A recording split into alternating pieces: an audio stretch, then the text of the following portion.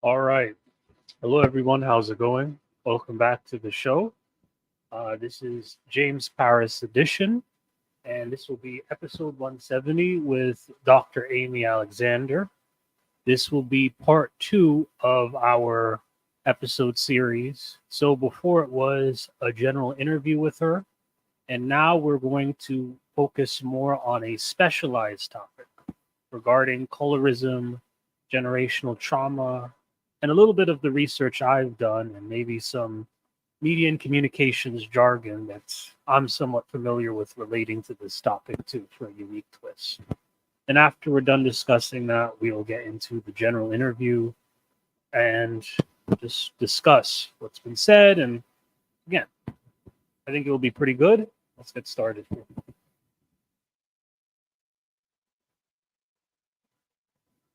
So, to start this off, we're going to be looking at colorism. So, colorism is essentially a form of discrimination on skin color. It has a deep historical influence. It has an influence on societal power dynamics, and it can be traced back to many historical contexts, and its impact continues today in society. The origins of colorism first started with colonial legacy. It's linked to the colonial era, and it's basically the mistreatment and categorization of individuals on skin color. Generally, what you'll find, again, and this is in a lot of communities, lighter skinned individuals will receive more privilege than darker skinned individuals. Regarding cultural influences, um, it also is associated with historical perceptions of beauty, um, specific to different communities. Lighter skinned people might be considered more beautiful than darker people. Now, the modern manifestations, um, it's shown profusely in media, the workplaces, and anywhere that's prevalent in society. Now, ways we could deal with colorism, it can be done through awareness, educating individuals about colorism, empowerment, empowering individuals by showing them that they can embrace their unique forms of beauty, and then advocating for policies to promote equality and also better or more fair treatment. So the media's role in perpetuating colorism, first of all, it's representation, reinforcing biases. um, you see this all the time. A lot of times, usually in media or in positions of power, you might see lighter complexion people. Stereotypes, the certain caricatures, depending on people with darker skin tones, especially during the Jim Crow era with blackface. You'll notice there's that deep stereotype towards darker people, which in itself is wrong, but this is just how it was portrayed at the time. Inclusivity, so this is another one. And essentially, by creating a more inclusive environment, bringing together different colors of people, portraying that level of equality, that's another portion of it too. Additionally, people who might be on that spectrum of colorism where they deal with those forms of oppression, it can affect self-esteem. It can also lead to psychological strain as well, and it could also lead to community dynamics. I think the psychological strain will be an interesting topic throughout this interview, because I think that's a topic that we really be hitting a lot of due to the psychology experience. Additionally, we're going to be looking at the historical context. So basically, colorism is rooted in a lot of things with significance. So it can be shaped in many different narratives. It's embedded in many societal structures. I at least know, from my experience in the Caribbean, at least, um, my grandfather, he was very, very dark skinned, and he dealt with a lot of oppression. It was only until he actually got his PhD in biomedical engineering and became a huge professor at the University of the West Indies that he actually overcame that. But again, it's these types of things that play a role. This is not something that's old. And the reclamation of identity, it's a testament to the individuals in the face of systematic discrimination. So that's all kind of a part of what I mentioned. So gender, it intersects with gender bias, and it affects desirability and worth based on the general skin tone. And empowerment efforts, I think colorism can also play a role in maybe equalizing the genders a bit more, because the same way colorism can influence groups of people, it could also influence the way genders are perceived as well, especially amongst women, you could imagine. So, education and advocacy.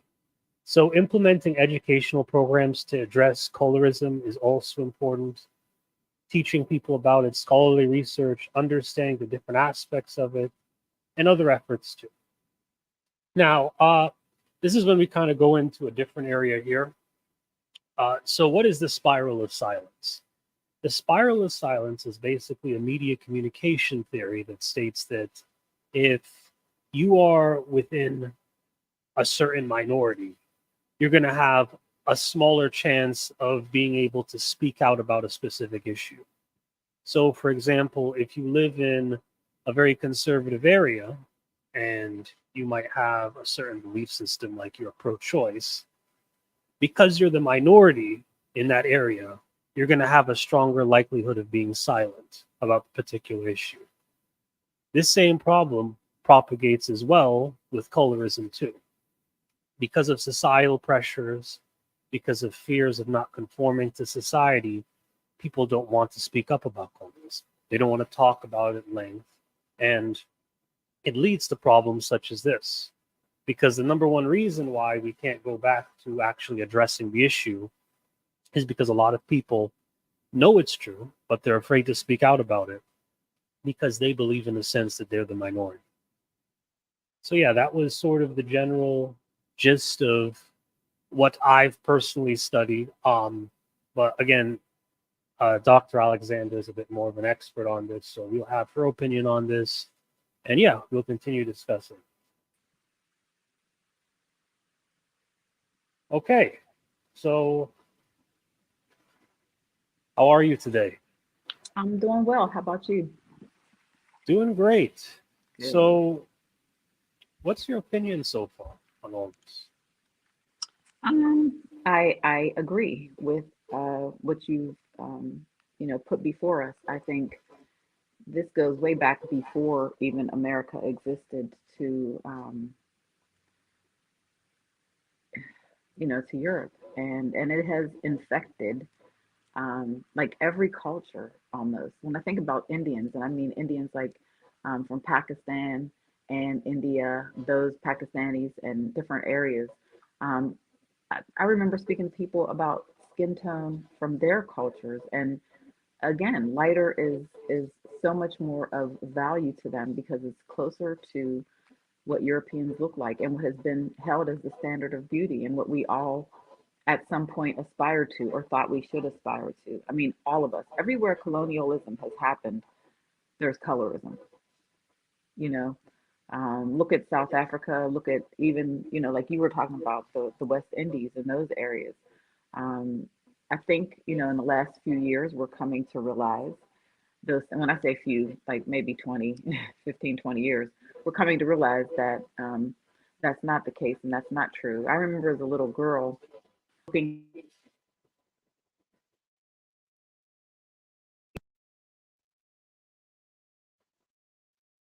my phone off. You're fine. I was trying to. But I remember looking at like Ebony and Essence magazine as a little girl in the 80s and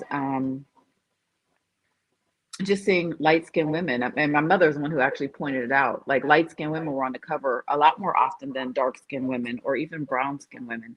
And they had a lot of European features. So this is what we also were used to looking at and seeing and valuing, right? Without even knowing it. And you think about the doll test. Do you remember that?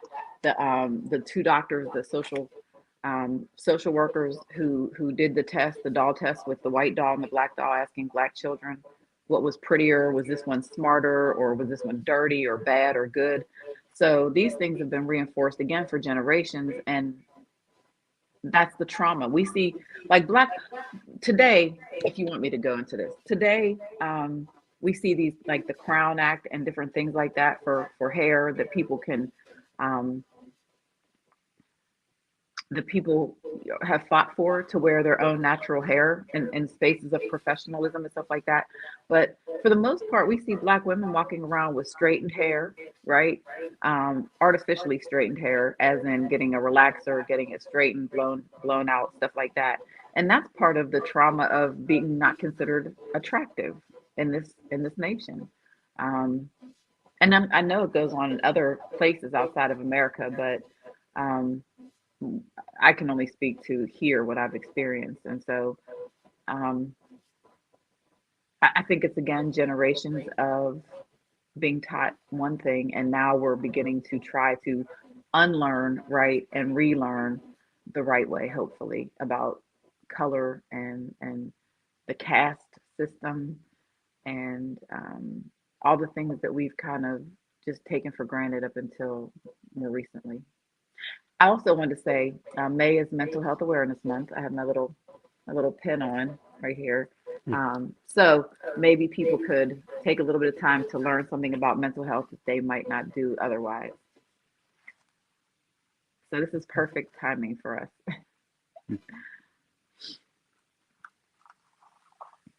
Excellent. And what's your opinion on colorism and sort of the way it played a role in your life specifically?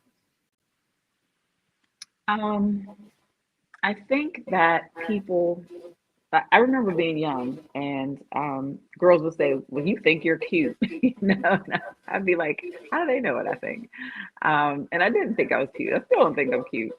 But I remember telling my mother and her saying, well, Amy, that's their insecurities and that's their, and I'm in elementary school. I don't fully comprehend these things. But as I've grown older and had more experiences and learned more, of course, I see the pain, of a lot of dark skinned Black women, um, the things that they've been subjected to that I have not experienced. Um,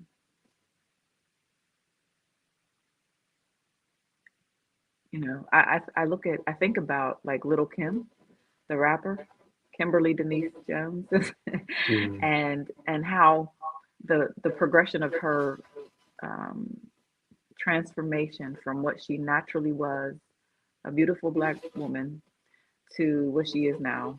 And if I wish I had pictures like of what she looked like when she was younger I've before she seen got her. I've seen her. I know what you're any talking about. surgery. Yeah, and I think again that's part of the trauma of not feeling accepted, of not being okay in a society that values a more narrow nose, thinner lips, straight hair, a thin body, and that's just naturally not really most Black women's aesthetics. So we don't look like that, and we've been taught that that's not pretty. Um, so yeah, yeah, it's a deep, insidious thing, and I believe that a lot of Black women struggle with their hair, comes from that. Hmm. And it's odd, James, because back in antebellum times, Black women were forced to like put their hair up because it was so beautiful, and the white women were kind of intimidated by it and jealous of it, and they didn't want their men being attracted to it. So that's where those like bonnets and things kind of originated, is to hide our hair. Um, and I think we're still in a lot of ways doing that, not physically, but right, theoretically and psychologically, we're getting. And I've had relaxers. I've had things done to my hair, have it blown out. Sometimes I like it straight, and I don't think that's always a you're traumatized, so you're just wearing your hair like that. Sometimes it is aesthetic. But I would like Black women, especially little Black girls, to know you can wear your hair out natural, and you're beautiful. You're beautiful. I see a lot more of that and a lot more afros these days, and I'm glad. It's unfortunate that we have to make laws though that so black women can wear their hairstyles, you know. And even when we think about it, it affects every part. Remember the young black swimmer? She she couldn't use the swimming cap that she needed for her hair to stay, you know, because it wasn't regulation or whatever. So it affects so many areas of life. Um, but I'm glad that it's changing. I'm just sad that it's taken so long and that it takes laws to actually, you know, make this happen. It's insane. Excellent. And, you know, do you think colorism also plays a role when it comes to a discussion we had before in our last talk about generational trauma? I absolutely do because think about enslavement. Think about, and this is the part where uh, I actually feel sad for some of the white women who had to endure this, but their husbands were, you know, making babies with enslaved women, right? So you could tell the lighter skinned kids, you know, and they look like your husband coming into your house because they had the privilege, right, of being a little bit more protected than those who were not produced by the masters or overseers or you know owners or plantation owners. Um, so it started way back. I mean, I'm sure it was before that, but here in this country, it's been going on for so long. I mean, we they separated us by our skin tone. And sometimes it was because our fathers were, you know, the owners of the plantation, but other times it was just because they saw value in being lighter. So I think, yes, it has affected all Black people, to be honest, in this country. And I think it certainly has affected me because as a child, and even as an adult, people are always asking me, "What are you?" You know, and I'm sure a lot of people get that question, but um, I don't know why it's so important and significant, except for the hierarchy, you know, that's been created in this nation. And really, race is just a kind of, and biology are are theoretical, right? They're human conceptions. They're man-made things because there's really no biological difference in people of different races. Biology, I'm talking about. There isn't a biological difference. There are physical manifestations that are different, like skin tone and hair color, hair texture, things like that. Um, but it affects the whole system. I mean, think about the history of this country. It's so based in a hierarchy of race that we don't even realize um, sometimes how deep it is. It's so deep that, and I think you might have read some of my dissertation, but I talk about racial identity development, and there are theories of that, like how Black folks, and they have ones for biracial people and white.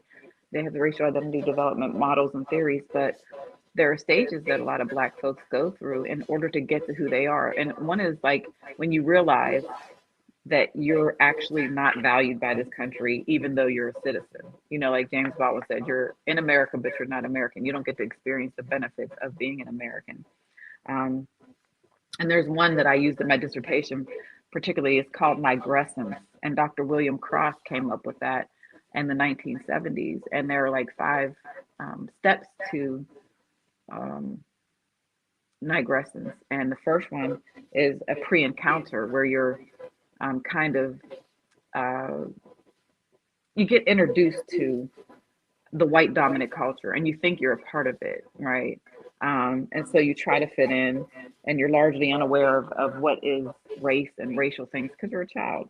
And the one that changes things is encounter. And I can pinpoint for me, um, there have been, I guess, many moments, but and even for my daughters, you know, you remember that moment when you knew you were Black, when someone said something to you or where you weren't included in a situation or people didn't value your insight or your input. Like, I mean, you know, whenever that happened, right? And you realize I'm not like these people. I'm not ever going to fit in fully with white folks. and that's kind of a hard thing to experience and to go through. Um, but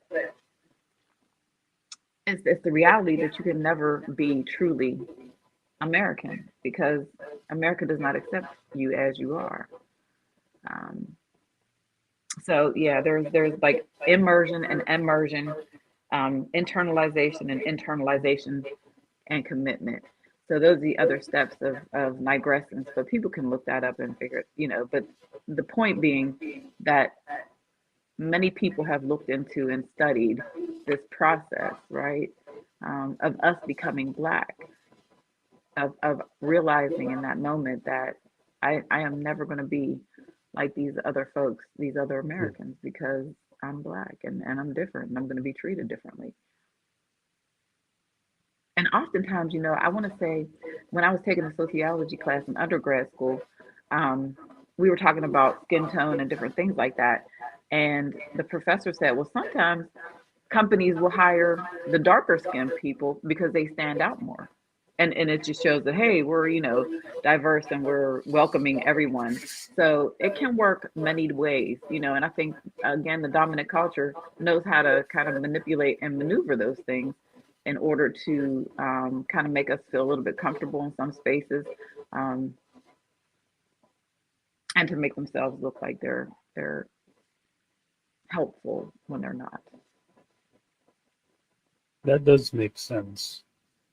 Speaking of companies, what's your opinion on companies maybe prioritizing or hiring specific minorities more often because of maybe colorism or other factors such as this? Do you think it's a good thing? Is it a bad thing? Or maybe colleges maybe preferring minorities in general? What's your thoughts on that and colorism? Um, are you speaking about like how um, oh, the word is escaping me right now, but preference in terms of race? Um, Yeah, oh my gosh, that's what it's I'm asking you. I can't think of the word, but those things. I think this country owes us that. If you want to know the truth, I think this country.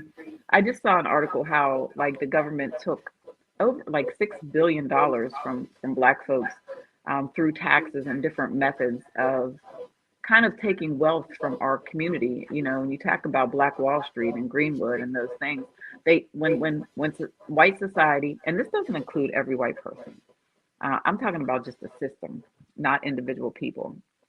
Um, when they saw us doing well, they destroyed what we built. So yeah, I think they owe us more than 10% of we're talking about affirmative action. That's the word I couldn't think of.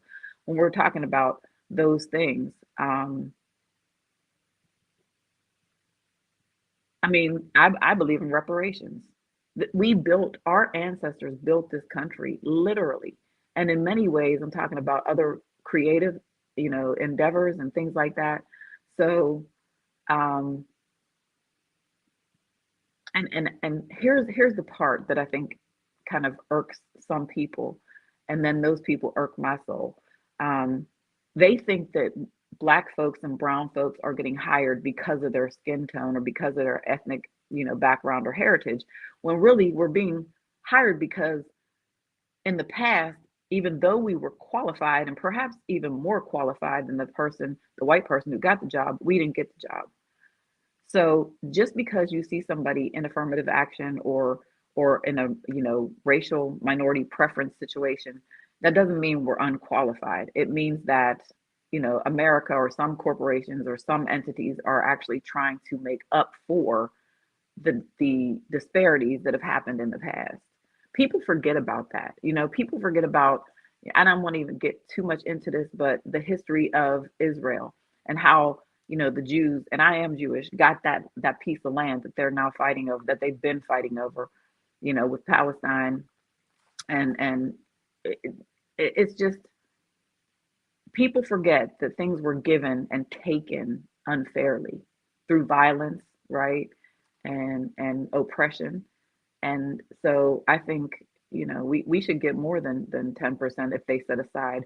And the Supreme Court is doing all they can today to make sure that um, it seems like that Black folks don't get the same level of education. They're making it difficult for folks to vote, which is extremely important in my mind. Um, so I think colorism is, uh, yes, there are people who make it. There are people who um,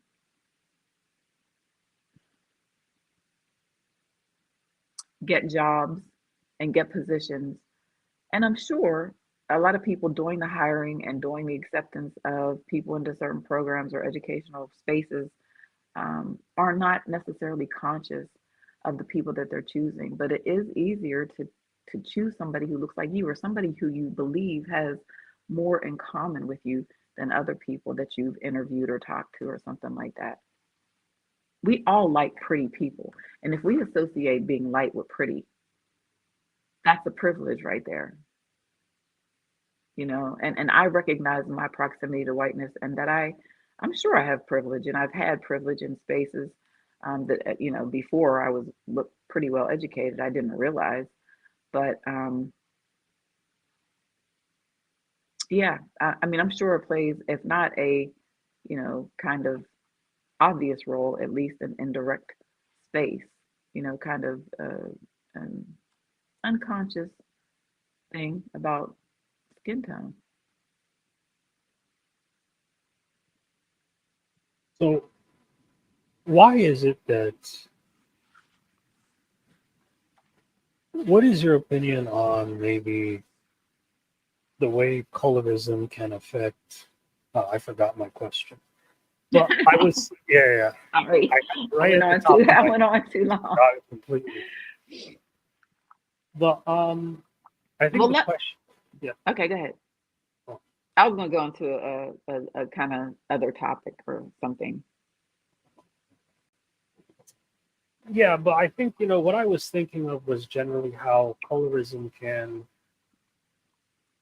actually be fixed. How do you think colorism can actually be dealt with in a positive way to kind of overcome this issue? And do you think it could be done in an ethical way or a way that's actually possible? I think honestly, like I think all things, it has to start in the Black community. It Mm. has to start with us because it is us. And as I say with trauma, you might be traumatized. It's not your fault, but now it's your responsibility to address it so that you can heal from it and move on. I think Black folks can fix this. I think we need to be educated and get in our mind that there's no really such thing as a light skin thing and how we associate, I don't know, certain things with that and how we associate certain things with being dark skinned. These are all residuals of enslavement and all the things that came after that in our system, Jim Crow, convict leasing, institutional discrimination. I mean, there's thing after thing after thing. So um, I think when we change our language, because I was talking to somebody else earlier today, and they used a word, and I can't remember what it was, but words are really important. They're not just like things that interchange with anything. I mean, I believe people kind of say what they mean, um, but I think the language that we use in the Black community around race and color needs to change because when we start changing our language, then we communicate with our young people the ways that we want them to think and grow up. I think, yeah, it can be changed and healed and addressed, but I don't think white people can do it. I don't think white people are even interested in doing it. I don't even think they have a deep understanding of how it affects us in the Black community. So it has to start with us. We have to stop saying the things that we say around race. Um, Somebody the other day called me a red bone, and I was like, can can we just like call me my name or something? But um, so the language is important. The language, the way that we talk to our children, um, the things that we teach them. And I do see a lot more of that these days, to be honest. I see a lot of beautiful, amazing, dark skinned Black women gracing the pages of, major magazines and being in, high fashion shows. You know, so things are changing, and yes, I think it can heal, but I don't think we can look to any community outside of ourselves, honestly, to address the things that we experience, because only we experience it. And I think like Native Americans or indigenous peoples, their experience to me is the closest to Black folks' experience, um, their journey. But and even in that, it's still very different. So yes, I think I have hope for that it can be addressed and healed. I think though I don't have a plan for that, but I think it has to start with us. Like everything else has to start with us. We cannot depend on outside entities. Um, you know, and yes, they can be allies and they can be supportive, but we must change. We must change, and that's the problem because it's been hundreds of years we've been in this mindset, right? I feel like I just want to travel all over the country and, and talk to people individually and just, come on, let's do this. No, but I do have hope it can change. Excellent. And let's kind of take a back step to maybe food stamps and maybe the way those might affect the community as a whole. And if you've heard of food deserts before, Yes. where in certain locations, food sources might be lower. There might be issues regarding food. Like, I think, for example, I think I was reading some type of research how Safeway, for example, in maybe a location where I'm in, it might be a lot more higher level, but in a more majority black area, the Safeway is much more lower quality. Do you And higher think? price. Yeah, yeah, exactly. Hmm. I'm And sorry. I don't. you know that lower quality of goods, those types of things. What's your opinion on all of that? Um, hmm. There's actually a neighborhood here in the city of Pittsburgh that has experienced that, and it had like a grocery store come in, and then they were only there a very short period of time and left. Um, I don't know. I don't know if people think that people who are kind of going through living in low socioeconomic status don't deserve certain things or don't need certain things or don't value certain things. And I think that also could be connected to enslavement in those times because Black folks got what to eat when they were enslaved? The leftovers, the scraps, the stuff their masters and overseers didn't want, right? So that's how they made different dishes like chitlins. I don't know if you've ever eaten chitlins or if you ever smelled them cooking, but they stink to high heaven um, to me.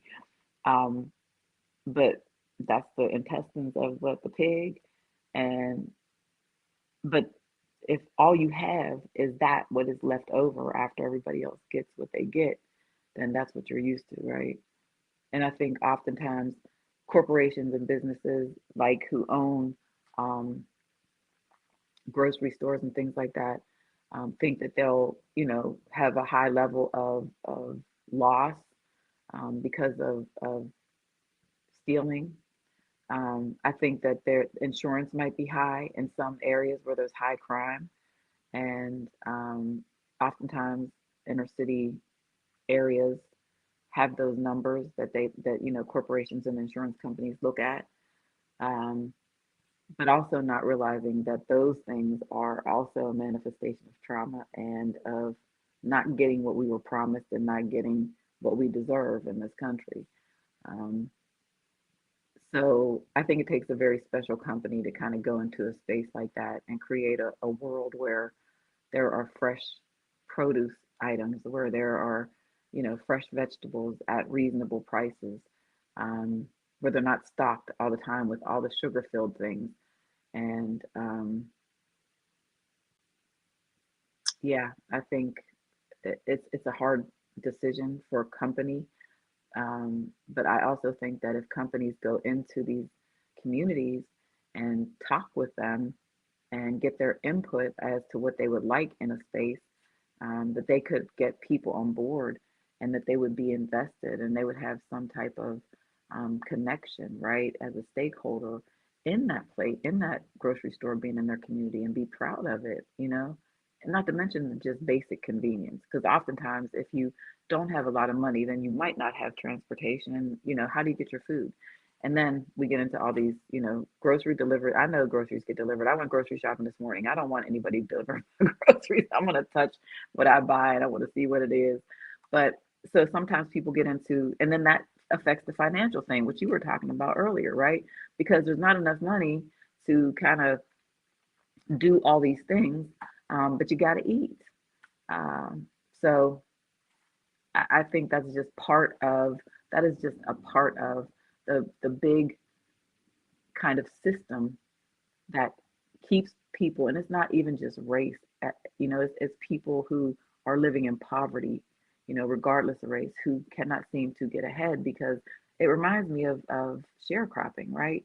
Whenever Black folks were, you know, freed by the Emancipation Proclamation, they had nowhere to go. They had nothing to do. They had, I mean, they had no land. So what they did was what? Rent spaces of land off of their probably former owners. And the owners, of course, said, well, this land is going to cost you this to raise this. And then you buy the goods. The goods are probably higher, even back then, like they are in neighborhoods, you know, with low socioeconomic status today. Um, so then you got this high rate of interest because you just got, you know, free. Where do you have money? Did you save money? I mean, were you getting paid? No.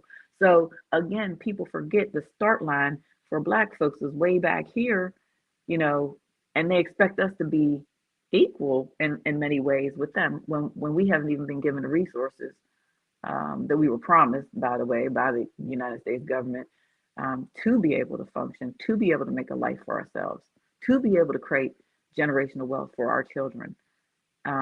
It's just all pieces of the structure. And for me, you know, I just, we need people, we need warriors really in each of these spaces. And I've been fortunate enough to connect with some people who I believe are warriors who are fighting for equity and long-term equity in places of like finance and education, in medicine, in communication. So it's going to take a lot. I mean, there's still people, as you see in this world, hanging on to those old ways. They just want to go back to the good old days. They, and I cannot help but think that that is related to race. I'm just gonna say it. It's racism. I'm not even gonna try to couch it anymore. I mean, you know, just out and out racism. The people want the good old days to return, and for Black folks and other people of color to not reach our full potential, and that's a problem. And it's, we have to fight. And it irks me too also when people say, well, I'm not into politics. Well, in order to sustain a democracy, we all have to be into politics. That's the very essence and basis of what a democracy is the citizens being informed and controlling who gets the power through their vote. um, I know there have been obstacles, and you know, I know there are things that have been put in our way on purpose, but there have also been people who have fought those things, regardless if you agree how they fought those things. They fought, um, and sometimes we just, you know, kind of take advantage of that, um, or take it for granted. Let me say that. Uh, but every system, you know, the food deserts are sometimes on purpose. I'm gonna tell you something. I live in a decent area community, right? So I go to the wines and spirits store, and um, they have all the shelves set up and everything, and it's nice. And you know, I have a certain thing that I buy, so I bought it. One day I was driving my daughter somewhere, and it was a, you know, less privileged neighborhood. Let's say it that way. So I went to a liquor store. I was like, "Oh, where's my thing?" I found my little wine that I like, and it was like more money there. It was more money in the less privileged neighborhood, same store. You understand? Like same company. Um, and so it's not just something that's in the past, it's today. And there's all types of ways that people are being oppressed and being kind of almost picked at little by little so that you give up. You know, it's like that daily struggle, that daily fight that we experience. It's like exhausting to, you know, try to explain my hair or or my heritage, or how I got my job, or why I look like this, or different things. And I've just kind of stopped engaging in that. I do like having serious conversations with people around these things, um, but not the ones who are just antagonistic. I'm not being roped into or sucked into that type of interaction anymore. Um, if you want to know something, you can go pick up a book, or you can Google it or whatever. Um, but yeah, every system, everyone, and again, that's why I left education. I just could not. It was not benefiting the students that I served, and I had I think the school I was at was about 73, 75, 76% Black students. We had students from Africa. We had students from various other places, many of Asian descent, and of course white students. A lot of whom were living in poverty, and you know it wasn't serving any of them as far as I can tell. Perhaps the ones that are way way up, the ones that are um, capable of doing AP Calc. Hmm. They might have been insulated somewhat from some of the discrepancies and discrimination, and they might have benefited somehow from the education. But I think really the socialization part of education, and now people, I don't know, just don't feel comfortable with us reading about history, so those books can't be read. Fortunately, that is, people have not you know tried to be that radical to ban books and things like that that I know of. But we're trying to, the system is trying to diseducate us, or trick us into believing that a lot of things didn't happen is in our mind. And I think that's the way we live daily too. Like, is that in my head? Did they just say something racist to me and I'm overreacting? Or um I think we all have struggled with that. Like, somebody says something, does something, later on we're thinking, should I have said something? Was that racist, or was it just me feeling, whatever I feel? But even that adds stress and anxiety to us as Black folks, just because people want to touch our hair, you know what I mean, or say something crazy, um, and we have to kind of process that, right? And sometimes we internalize it because we feel bad if we didn't say something, right? Hmm. And or we, you know, it's just a daily struggle. All those little things. And again, I think I told you last time, research shows that um, those daily stressors that Black folks and other people of color live with are more impactful in terms of health and longevity of life than like one huge incident. Um, because every day, we expect it almost. It's almost expected when somebody's going to do something or say something today, and I'm rarely wrong about that. How do you think colorism played a role while you were in the educational system? And do you think that may have played a role in the fact that you wanted to leave, no matter how small that reason may have been compared to maybe your grander reason?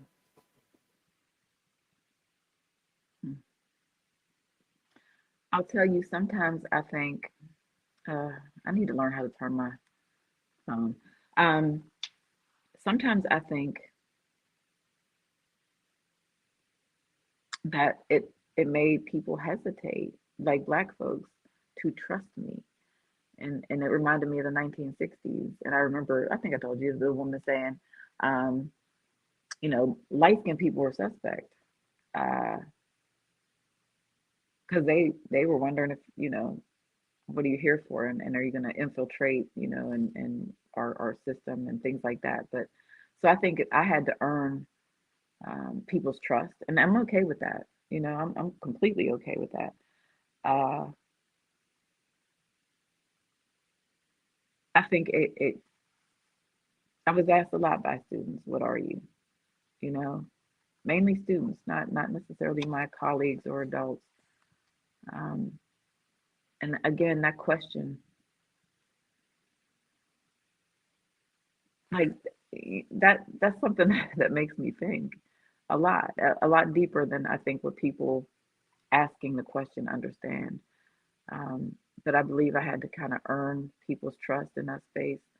Um, I think sometimes people thought, oh, she's trying to be white because I, wanted more education. And again, that slave mentality that we have not yet overcome kicks in. And just because I want, advanced degrees or want to be better educated doesn't make me closer to white or wanting to be white. Um, I've had people ask me like, if they're like kids, if there was a race war, what side would you be on? Like I don't know. Don't I don't know.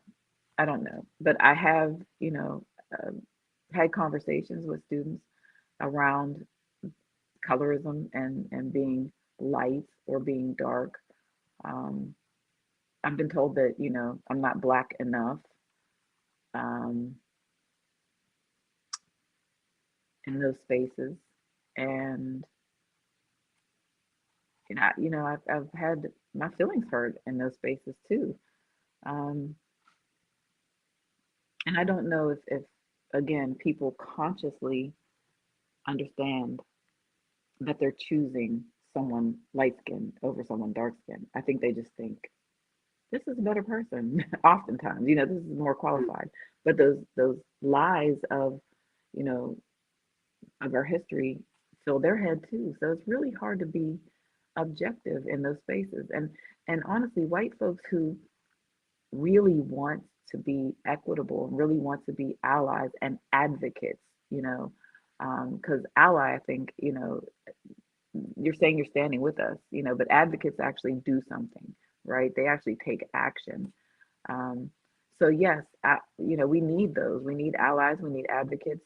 But we need people who are really willing to consciously make an effort to change their minds. And there's not a lot of people out there like that. In fact, there's not a lot of systems out there. Like when I go into systems and talk about generational trauma and you know, having ways in the workplace to kind of deal with that, or in schools. Um, the systems don't want to change because they want to maintain their power, right? Yeah, the state says you got to have this training on trauma, so they bring me in as the expert on trauma. But one visit or two visits to an institution doesn't change things. It doesn't, and sometimes that's my dilemma, you know. And but I don't know what people think when they see me today. If they Um, I, I think I've had to make it clear a lot of times that I was black earlier on in my life. Um, People would say things to me, educators would say things to me about kids, and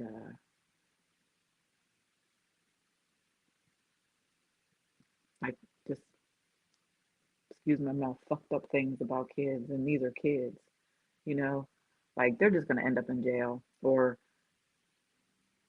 you know, if it was my kid, if it was a white kid, they wouldn't have gotten away with that, or I mean, I've been told I favor the black kids. I've been told uh, a lot of things, but just because I'm white does not mean that you can talk to me wrong about black folks. And so sometimes I have to make that very clear, that I'm not you, and I'm not with you on that. And again, that's fascinating because when you talk about colorism, it also kind of goes into this idea that, you occasionally get thrown on the fence, if you will.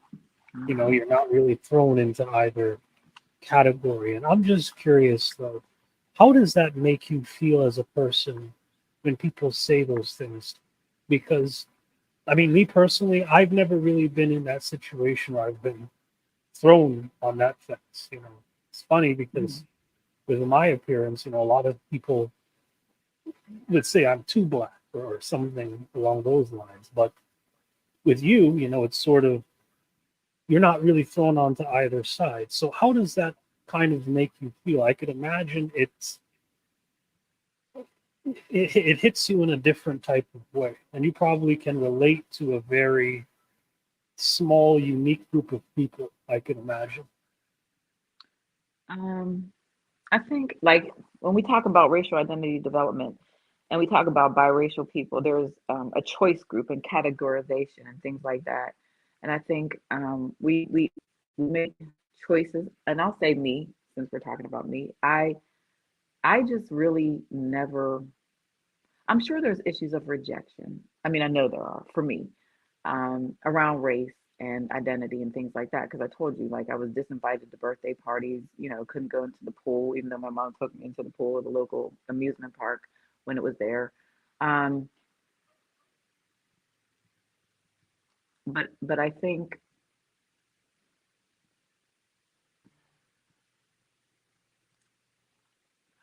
I'm sorry. It's a lot. I chose early on. Um, I chose early on that I was going to identify as black. Um, Not early, but and I've had conversations with my mom, whenever she was alive, and she was like, "But why do you reject me? Why do you reject my heritage and my side?" And mommy, it's not like rejecting you. I'm just moving into a space where I feel most comfortable, and I mean that when I say that. I could not imagine being a white woman. I couldn't imagine. Um, I don't even identify as biracial. I identify as black. That is where my spirit is. That's where my soul is, I believe. Um, so some of us biracial people make a choice, and some biracial people get mad because others of us make a choice. I've seen siblings who one was identified as black and another would identify as biracial or white or something, same parents. Just their appearance was, somewhat different. Um, But yeah, I remember having to change my race in college. Like they used to give us these things. You fill out your name and your dorm room and your religion and different things like that and race. And I don't know if I left a blank or I might have put black. And I think the professor or somebody might have checked it for me because I left it blank. So when I applied for a specific scholarship that was for black students only, they were like, "Well, yeah, but you're not black." So I was like, "Yes, I am." So they said, "Well, on your paperwork it says you're white." So I had to go to the office, whatever the you know student affairs or whatever, and change my race to qualify for that uh, scholarship, specific scholarship. I remember that somebody else put white for me because I guess they thought I was white. So, um, and that's just another that little incident right there. You know how long we could talk about that? At least you and I could. Somebody decided for me, right, what I was, taking my power, my autonomy away. And so that's just one little moment or incident of something. And I know black folks go through this all the time. And that's where the stress comes from. Like, why do I got to go do extra work if somebody decided to choose for me what I am? And oftentimes that's what colorism does, right? Well, you're light skinned, so you must be that. Or you're dark skinned, so you must be that. And again, all this goes right on back to enslavement and antebellum times, and it's traumatizing. It is traumatizing. If you ever heard of, uh, I used to teach it in class too. Um, there was a letter um, written, and I guess some people are saying it's fake or whatever, that it wasn't really written by this gentleman who wrote it, but his first name was James, but I can't think of the last name. But it talked. He was like supposedly hired. He owned like land in the West Indies. He was a slave owner, and he would come and talk to the slave owners of Virginia and the other colonies that held slaves and tell them how to control their slaves and different things like that. And that was one of the things: pit them against each other, make sure that the light skinned enslaved people don't trust the dark skinned enslaved people. Make sure that you separate men and women so they can't work together and communicate, so they don't trust each other. It was all part of. And even if that, let's say that's not real, that that necessarily isn't, like, that person didn't exist, but that theory and that theme and those tactics did exist. When you think about how they abused black men with battle royale, that drives me insane when they used to tie one hand behind the child, a young person's back, and blindfold them and put them in this space with another black child or black man and make them beat the crap out of each other. You know, um, when they used to use, darker skinned black men to as kind of, to produce, to engage with various women to produce bulls, or what the masters thought would be strong, useful slaves. Yeah. Um, yeah, and the light skinned women were subject to, a whole bunch of things with their slave masters and overseers, and yeah, it just it's so massive to me that sometimes it seems overwhelming. And when we talk, you kind of ask me questions that really take me to places, um, that I had in some ways forgotten about or put in my subconscious. I like that time when somebody chose. I mean, and when I back then I didn't even interpret it that way, but as we were talking right now, I did, and that's trying to take somebody's power away from them, of their own choices.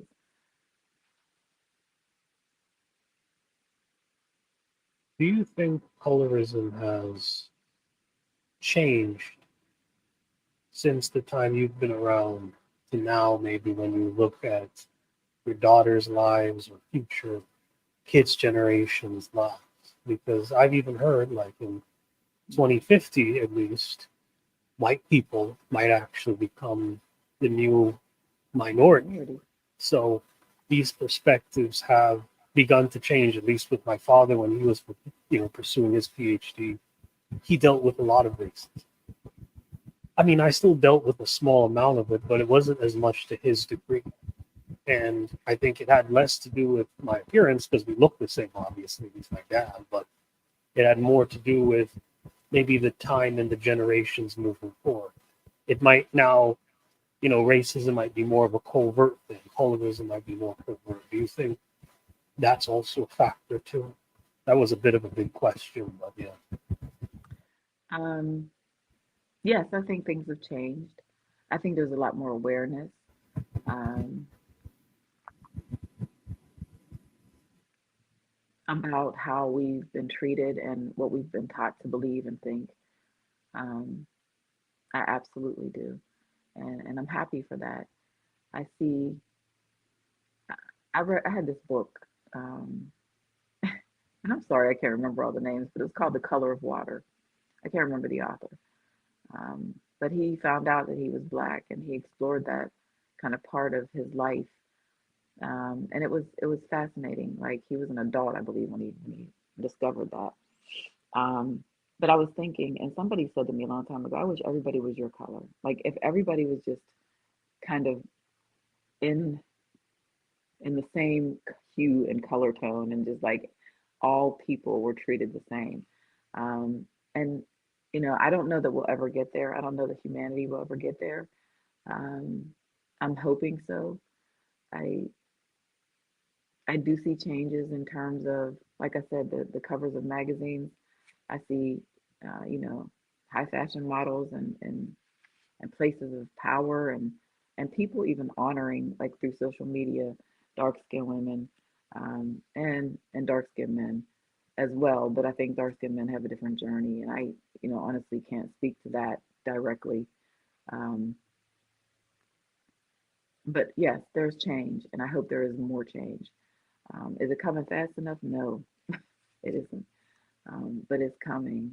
But again, it takes, like, raising people, because it's generations. You see, like, this generation, let's say they get the notion, they get the idea that, hey, stuff needs to change, and they actually work at changing things.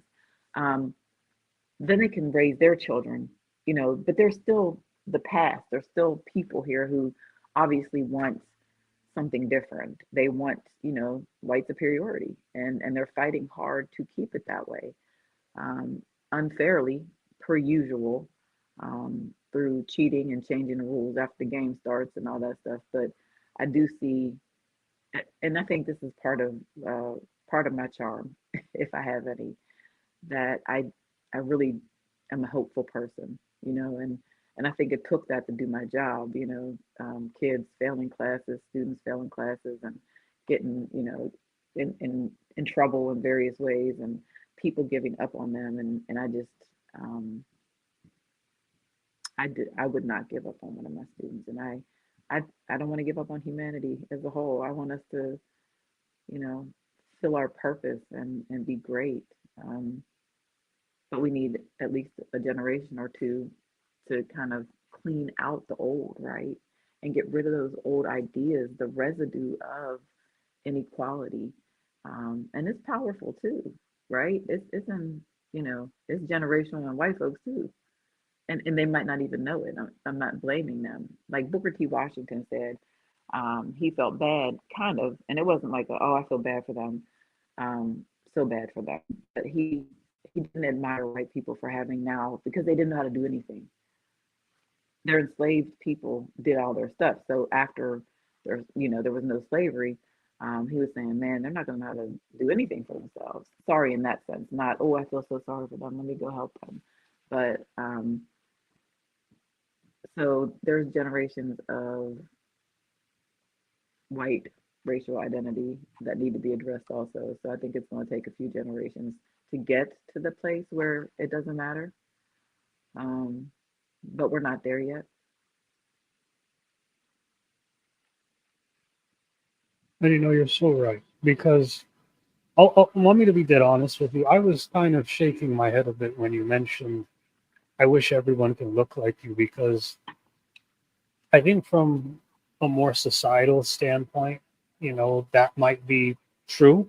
Like it might be better, but it also exposes a really sad truth that I've seen, among a lot of people in the community, and it's called self-hatred. And that one really tends to irritate me. Like, I'll be honest with you, there was a certain person, I'm not going to say her name, that I interviewed on this show, and she was talking about she hated how dark her skin was because she thinks the lighting is bad. And is it bright enough? And it was upsetting to me, because at least from a more social standpoint, from my perspective, I think it's important that we're all proud of who we are as people. Even even though oppression and that stuff is a thing, and even though all this societally is true, personally, we should see ourselves a certain type of way. But how do we get that vision of ourselves if You nobody's see, telling us that? that What if our that parents are infected by that idea that darker is ugly, and you know, like yeah, they, gone to sun, make sure you cover up, so you don't get, sun, don't get darker. I know you've heard people say that. Like, I'm gonna yeah, wear a hat so I don't, and it's not because of like skin cancer or things like that. It's because they don't want darker skin. I mean, people intentionally married light skinned people. Like, I'm light skinned, I want to marry a light skinned person, back in the day, because they didn't want their kids to be dark. What type of shit is that? I mean, it is terrible that we've been just so hurt. We've been so hurt as a people, that young lady, and there's probably thousands and thousands like her, didn't want to be in her skin. And how does she know how to feel good about herself if no one's ever told her that? If she's grown up being made fun of and talked about, because I've heard people, say really horrible jokes about skin. And I don't know if you know the "you're so black" thing, but that was out when I was a kid. um, and I used to laugh at it and think it was funny. I don't know, 9, 10 years old or something like that. But it's just sad. And I get what you're saying, James. We all should have that. We should. But maybe she didn't have that love and support and somebody telling her that she was good enough. Maybe she kept hearing she isn't good enough, and that's what she's internalized, you know? Like, I want her to love herself just like you do, but I think back to the generations, right? And what was told to her mom and what was told to her mom's mom, and what they put into her thought process and her spirit, you know? Sometimes, therapy. I have a shirt that says go to therapy. I think everybody should. Um, yeah, it's you wild know, because I have some weird. weird incidents. I was at the grocery store. I told you this morning, and a man came up to me. He was like earlier, I ran to somebody I knew, and he was like, "Was he a football player? Was he a Steeler?" And I said, "He used to play football, yes, and whatever." And he was like, "Well, what do you do?" And so I told him, and we talked, and I gave him some information. I led him to some websites about um, mental health and Black therapists in the Pittsburgh area and things like that. And he thanked me. Um, but people just need, right, and they don't even know. And this man was 72 years old, and he said, "I think I might need this." When we were talking about therapy, I mean, I'll stand there with him for like 10 or 15 minutes talking about stuff. Um, but I'm hopeful. And see things like that. Like I didn't know that man. I might never see that man again. But he stopped me in the grocery store and was like, having a conversation. And he realized, and I hope he follows through, that he might need therapy at 72. When we talked about generational trauma and different things in those moments that we shared together. Um, so yeah, I'm hopeful. I'm hopeful. I'm eternally hopeful. Well, look, I don't. I think the reason why too is that I've personally like in my years of running this podcast, I've interviewed a lot of therapists, Mhm. and you sort of have that type of personality that most of the therapists that I've interviewed have. That sense of openness. You could tell me Mhm. anything. I won't really judge you too much. Let's sit down and let's talk about this. You tend to have that type of personality. So I'm not shocked. But something that's coming to my mind now is more so, do you think, we need therapists now that might specialize in issues regarding generational trauma, race, these types of things? Because I feel like there's certain things, again, don't get wrong, but I think there's certain things you can offer to maybe a person of color as a therapist compared to a regular traditional therapist, if you know what I mean. Yes. And that was really part of my dissertation. That's part of the, like, we have to do a section of future research possibilities, right? So, and also how is this going to benefit our community? And when I say our community, I mean mental health providers and things like that.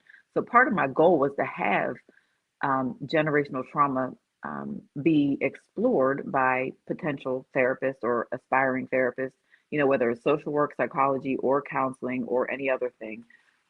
We need to understand that when people of color come in, and even and other people as well, to our space who are seeking help, we need to understand that whatever the presenting issue is, they say, I'm experiencing depression, and we also need to incorporate that generational trauma into our process and our plan for wellness with that client, um, because that's a part of their history and that's a part of their story.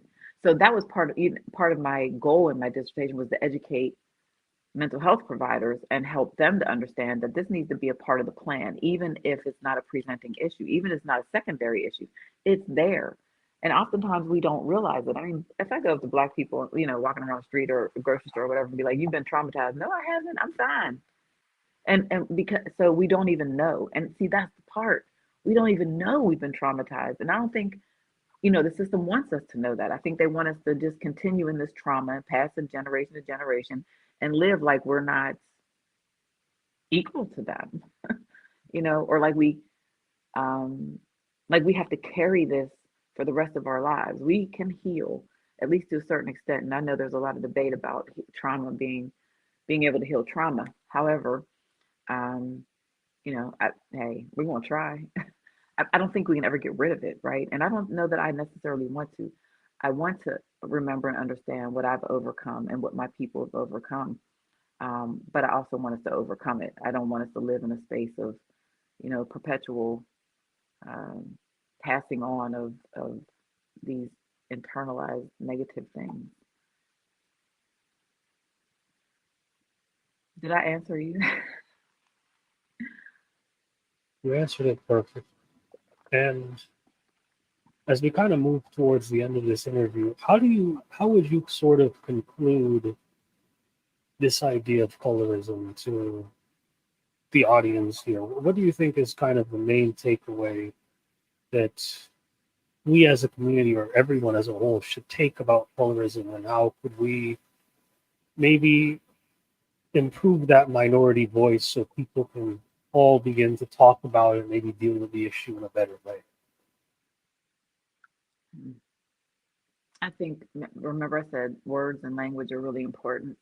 I think we need to discuss those things. I think that we need to, um, and I think we are, let our children know. I've seen little girls walking around with afros, like just not even, not picked out, not, just wild, like my hair.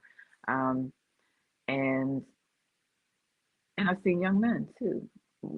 So I think embracing our natural beauty and our natural assets, is something that's important, regardless of what our skin tone is. But I also think that, and that's part of it, right? Because skin tone is kind of related to hair, and that's why I keep bringing it up, because um, I'm sure I'm projecting some too, because I told you also about the young man who when I changed schools, I was, we were talking, and he was like, how, I said, how'd you know I was black? And he said, your hair. So hair is big for women, and it's big for black women. So I've seen young ladies with their, hair out, their natural hair. And I think that's becoming more acceptable and becoming more even desirable in our society. So that's a plus. I think we need to discuss colorism. I think we need to have conversations about it. Um, um, I think the images that we see, like, TV shows, even people on cards on the fronts of magazines or in magazines, although I don't know the young people necessarily read actual magazines, they're, more online. But the images that we show them, um, and the things that we say are really important, because kids pick up on stuff that we don't realize that they hear that we say, whether it's our own kids or somebody else's, like as in the school system in which I worked. The language is important, the images are important, and changing our mind is important. Changing our mind. When I say to people, that's really like from the slave era, when they're saying something about skin tone. Some of them look at me and like, get out of here, and other people want to have a conversation about that. And so that's how I think also we address when somebody else around us is saying things that perpetuate those ways of existing and ways of thinking. I think we speak up. I think um, we express respectfully, right? Um, that, what do you think about that when you say that? And that's the therapist in me, right? I'm going to toss the ball back to, my client and make them go through the process of thinking through things, because I don't need to do that. This is your time, your session. Um, but even in just kind of casual conversations, bringing those things up, I think it helps people think, and addressing stuff when people say it. All right, excellent. Well, this was a great discussion, Doctor. I really loved it, and I think the audience will like it too. This was very informative on colorism as well as maybe some deeper aspects, and I think I learned a lot, and I think everyone else will too. Well, thank you. Thank you again for being on the show, Of and course. yeah, this is James Parris edition. I will see you all next time.